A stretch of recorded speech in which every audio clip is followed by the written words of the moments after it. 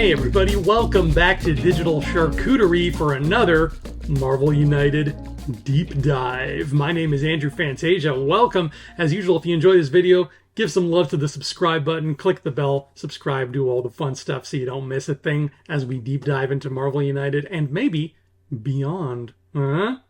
Teaser. Hey, guess what? Before we get started, do you like fantasy? Do you like helping out people who are trying to make a name for themselves in the world of fantasy? I don't know, that's a very specific thing to like, but maybe that's your thing. If it is, then maybe consider checking out my fantasy novels, We Were Wizards. Right now there are 2 of them, and you can only get them, for now, on Amazon.com. Maybe one day that'll change and you can walk into a Barnes & Noble or an Indigo and pick them up, but for now, Amazon's the only place to go. So, do me a solid and do yourself a solid by checking out We Were Wizards. The first one is this purple one, followed by the gray one. They are fantastic and fun and full of adventure because those are the kind of books I would want to read. Let's see, let me read you a snippet right now. Clutching his misshapen clay mug of hot black coffee, Slug Thumb Fishladder climbed to the roof of Bezet Khan with every intention of having a quiet, relaxing morning. The small army of mounted soldiers he spotted approaching from the south quickly put those expectations to rest. Heyo, come on. Even I want to know what happens next, and I wrote the damn thing. So today on our Marvel United Deep Dive, we are talking about X-Men Gold Team, the expansion that is not to be confused with X-Men Blue Team because they are 2 very different things, and Blue Team is next week. But for now, it's solid gold, baby. So let's jump over to the table and take a look at what's in that box. Wow, the Gold Team. There's nothing actually gold inside this box. That would be kind of neat, but that's not the kind of gold Xavier had in mind. Also, I don't know myself, but there is some kind of reason for the Gold Team and the Blue Team existing. There's some kind of in-canon lore for that. This box doesn't really dive into that. Or maybe it does. I honestly have no idea. I don't read those comics, but that's irrelevant because what's in here is fun, regardless of whether it adheres to the canon. So let's give it a quick flip over and take a look at the back of the box. I can't remember if the inside says the same thing as the outside, so just in case, let's read the back of the box. The challenge for mutants has always been unification. Unification with regular humans, unification with mutants of different ideologies, and even unification with fellow mutant heroes. While the power of the villainous Hellfire Club is a threat to humans and mutants alike, the Gold Team must also contend with the rivalry of other X-Men teams. Gold Team will clean up Sebastian Shaw's little chess club, and no one will stand in their way. I've never read that blurb before, but that's really funny, his little chess club. So, in Marvel United, the Gold Team and the Blue Team compete. Maybe that's what it's like in the comics. Let me know. If I remember right, just based off my trading card lore, I think Cyclops was leader of the Blue Team and Storm was leader of the Gold Team, but maybe I'm wrong. And it's a good thing I read that blurb on the back because, yeah, there's no story blurb here on the instruction manual. And it is a bit of a thicker manual than usual in this expansion because this comes with a biggie. Guys, this is a very big biggie. It's the team versus team mode. Blue versus gold. That's what you're getting here. So it's a much more complex game mode, hence the slightly larger instruction manual. It's not just a pamphlet this time, and it shows you exactly how PvP plays out, and then gives you a challenge as well, and then some compatibility rules. Now that challenge only adheres to team versus team mode. It's not a challenge that you would add if you were playing regularly. And then there's just some little minutia about the villains there, because every villain operates differently and some of them aren't compatible with team versus team mode. So that's going there. And then inside you will find some cardboard punch outs. Namely, you've got your locks, your anti-BAMs, I forget what those are called, stun tokens, that's it. And then this is your initiative token, which is blue on one side and gold on the other. And the reason these are not punched out is because I have the Blue Team one and I have those ones punched out instead. I don't play blue versus gold very often. I don't enjoy it as much as regular Marvel United, so I never felt the need to really go nuts with those. All right, as we get deeper into the box, we see 1, a 2, a 3, a 4 lovely locations, and they are Limbo. Everybody wants to be there, right? Chandelar, aka the Shi'ar Empire. The Hellfire Club building, that one's fun. And Krakoa. And I don't know the story of Krakoa, but there's a tree man there, so that instantly makes it more interesting to me. Somebody tell me what the deal with the tree man is. I like that. Okay, putting that aside, now we have our dashboards. There are only 2 dashboards in here to worry about, and only one of them is a villain dashboard. And that's our villain, Sebastian Shaw. Not to be confused with the actor Sebastian Shaw, who plays Anakin Skywalker in Return of the Jedi. Totally different guy. That guy was an actor in the real world. This guy is a fictional evil man who's part of some kind of Illuminati situation. He's got his own special rules there. No special setup. He's not that complex. And he is also technically Kevin Bacon. So do with that information what you will. And then underneath that, there is a blue team and gold team dashboard as well. And it's just kind of plain on the back. And that's just there to help keep track of villain damage, because with team versus team, as we'll see in a minute, the damage has to be kept track of specifically. So those go there for now. And we have made our way to the heart of the box. And inside here, we've got all of our cards and such. So if I grab from this top well, whoops, there we go. In this top well, we've got our heroes Bishop and Iceman and Colossus. I haven't used Colossus in so long. That's why he's on the bottom. He's one of the heroes I have drawn the least amount of times. I think I've only played with him twice. So getting to look at his cards is a nice little refresher for me. It's a treat because I haven't seen them in many moons. But there's Colossus, and he's big and strong and Russian, and he's made of metal. And you can actually do a fastball special. And I remember when I played with him for the first time, I did the fastball special. I don't think I used Wolverine, though. I think I had him throwing somebody else. But I'll have to double check that. And there is Iceman. And this is not first class Iceman now. We're dealing with regular Iceman. Good old average Joe Iceman. As average as a man can be when he's made of ice. And Bishop, a big 90s favorite. Huge in the cartoon. Having him left out of the equation would have been sacrilege. So many people love Bishop, me included. He's a great guy. In fact, I did not get Gold Team at first, because if you recall, when I was getting my Marvel United stuff back in the day, when I first discovered it, I was really penny pinching with expansions because I needed to be careful money-wise, and I actually let this one slide by me, and then very soon after the fact, I was like, what am I doing? This is a really good box, as we will see shortly, and I couldn't not have Bishop, so I needed to rectify that. All right, underneath here now we have Forge, who is a Kickstarter exclusive. I managed to get the Kickstarter exclusive version, even though I got it at retail. I got lucky. I don't know what to tell you. But there is Forge and Sebastian Shaw's villain deck underneath, and then Archangels underneath that. And again, just beautiful Marvel United cards, as we have come to expect the quality of these cards and art to be.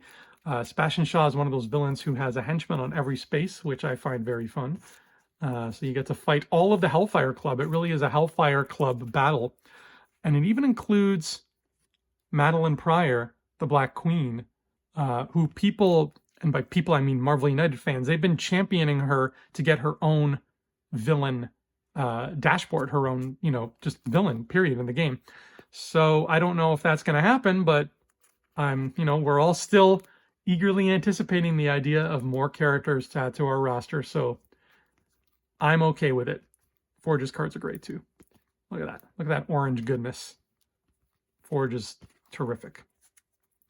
My friend in college, his dad looked exactly like Forge. So we used to have a fun time with that. And then here we have the gold and blue mission cards, because the blue team and the gold team each have to fill out their own missions.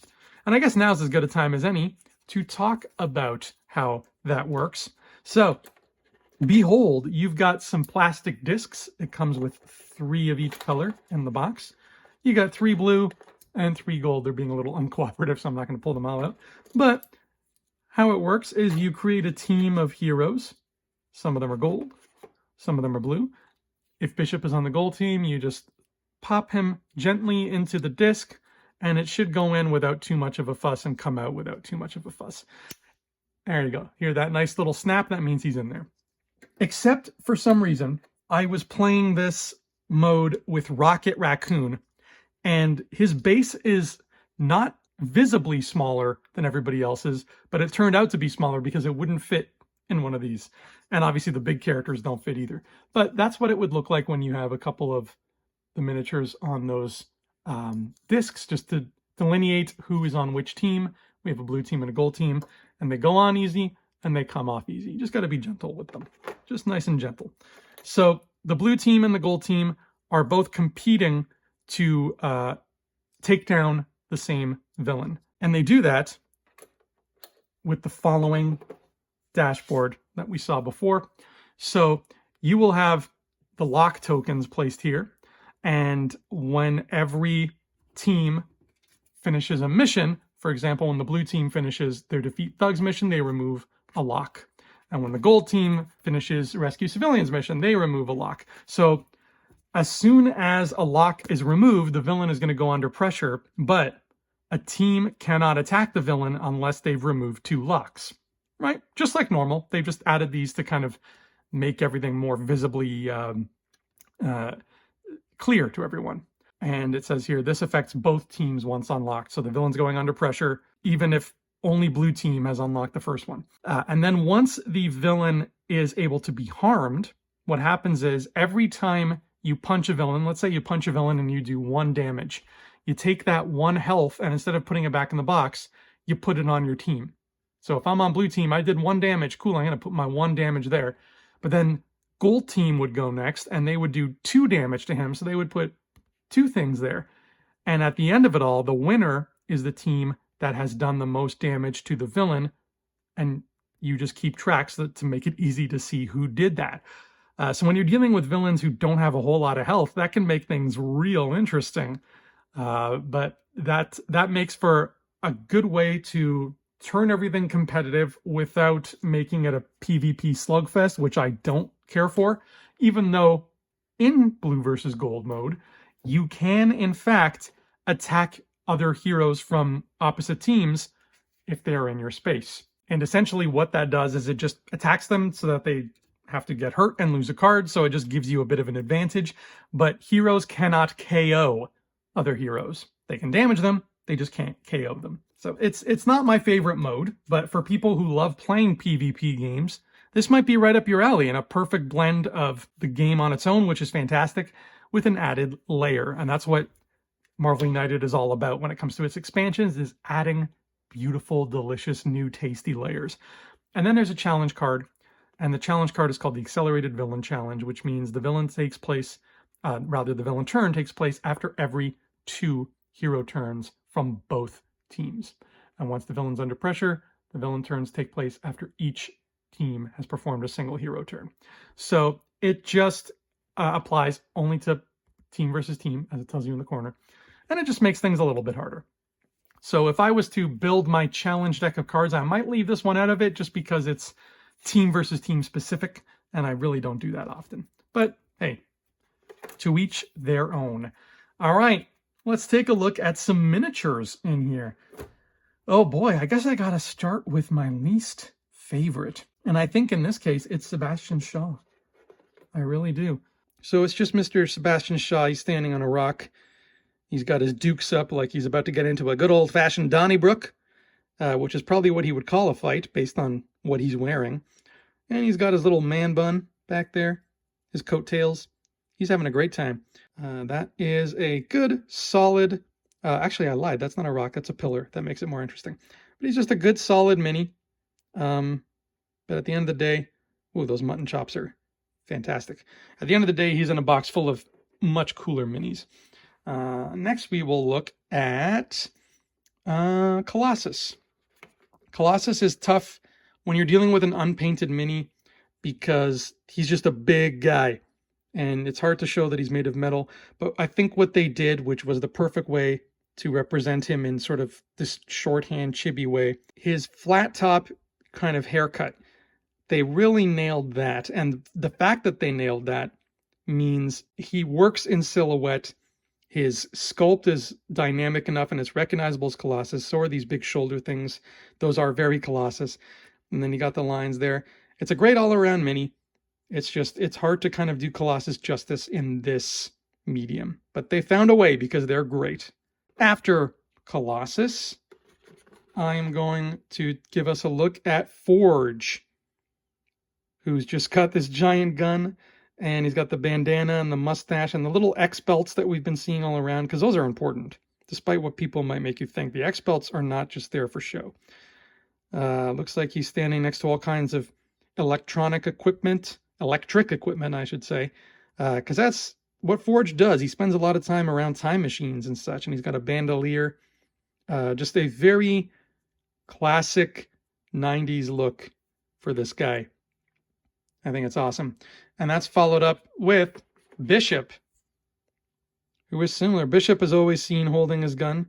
I'm actually shocked that his gun's not a little bit bigger. Oh no, you know what? I'm thinking of Cable. I mix them up every now and then. Yeah, Bishop's gun size is fine. Don't listen to me. I don't know what I'm talking about. But there's Bishop. And we've got the little, oh man, it's tricky to see. I really want to zoom in and make it clear, but he's got the M scar, the mutant brand over his eye. He's got his long flowing ponytail. And just a whole bunch of equipment at his belt. This guy was such a staple of the cartoon. So much so that every time I think of Bishop, if somebody brings up his name to me, I immediately flash back to the time in the animated series where he shows up in front of the X-Men and he just says, "The name's Bishop," and he just introduces himself. That's like ingrained in my memory now. And I love just the big crazed smile that he's got going on there, because he's seen some stuff, man. Bishop's been through the ringer. Just a fun all-around character and a fun mini. And then next, speaking of fun minis, I mean, what are we even doing here? Look at this. Archangel is massive. He's flying, so he's got these explosions underneath him to help carry the figure. Very thin wings. You want to be careful when you're handling this, because it's not brittle, but it's just very thin, and you just want to take it easy and not risk anything snapping. But man, what a mini. And it's indicative of what's going to be to come in DC Superheroes United, because so many of those characters are flying. So many of them are just bigger than normal. Like, let's bring Forge back into business. Look how much bigger Archangel is than Forge just because he's elevated. And that's going to happen a lot in DC United. So he's going to fit in just right with them. But that's fantastic. They really, and even the way he flies too, it's very robotic and stiff looking. They really nailed that. Terrific. The well that holds him is like 3 times bigger than the other wells. And then finally, to no one's surprise, my favorite miniature in this box is Iceman. I mean, look at that. Everything from, first of all, these little rivets on his base are just so much fun. That's unique. And then to top it off, you have a special translucent miniature of Iceman, just looking terrific and making his ice bridge as he steps on it. Like, talk about dynamic. This and Bishop were the selling points for me when I was like, what am I doing? Why did I sleep on Gold Team? I gotta get this box. And I'm so glad that I was able to. And Iceman just looks wonderful. I have never played with him and Human Torch together, and I really should. I don't know what I'm waiting for. I just haven't drawn their names together, I guess. But imagine the two of them standing together. That's outrageously cool. I could not have asked for a better Iceman miniature. I will posit that that's not only the best miniature in this box, but it's just one of the best Marvel United miniatures, period. I love it to pieces. So that right there is the Gold Team expansion, everybody. And we have another rarity where this box does not contain anything that I have added to it after the fact. Everything you see here is everything I keep inside. No extra stuff included. Now that we know what we're getting, why don't we take a look at the points and see if maybe, just maybe, this is the right box. for you.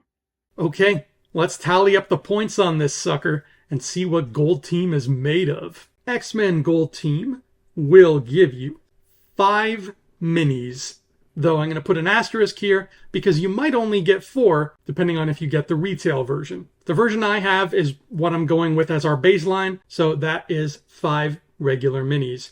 And 1 special mini, Iceman. No matter what version you get, you're going to get Iceman, so you're covered. Don't worry. 5 heroes come in the box: Archangel, Colossus, Iceman, Bishop, and Forge. Forge, again, being the Kickstarter exclusive one, so keep that in mind. And 1 villain, Sebastian Shaw. There are 4 locations in the box.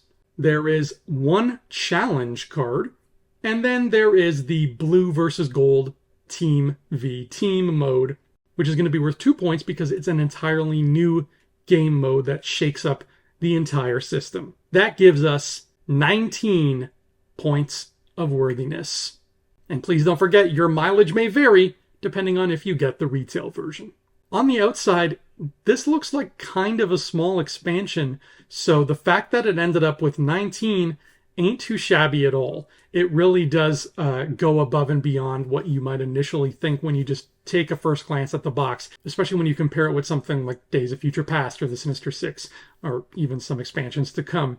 So don't sleep on Gold Team like I did. I got lucky and found it after the fact. It is completely worth your spending power if you're an X-Men person. Maybe you're not. Maybe you're like, X-Men? I don't care about those guys. I'm a Monster Squad kind of guy. I can't think of another Marvel team off the top of my head. You'd think I would be better at this by now. But maybe they are not your cup of tea. However, if the X-Men are your cup of tea, then not only is Gold Team going to be worth the squeeze, but maybe next week's box might outdo it for you. So stay tuned in 7 days for X-Men Blue Team. Wait a minute. 7 days from now, it's Christmas. Well, that's a different story, isn't it? Because we have other things planned on Christmas. So I think it's time to shake things up a bit. Blue Team and Gold Team do, after all, go hand in hand. So, as a holiday treat, why make you wait that long? We will be talking about the Blue Team tomorrow. That's right.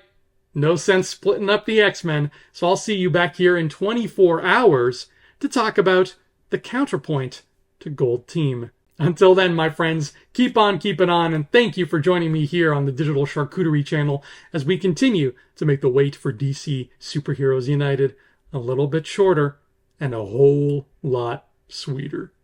See you next time.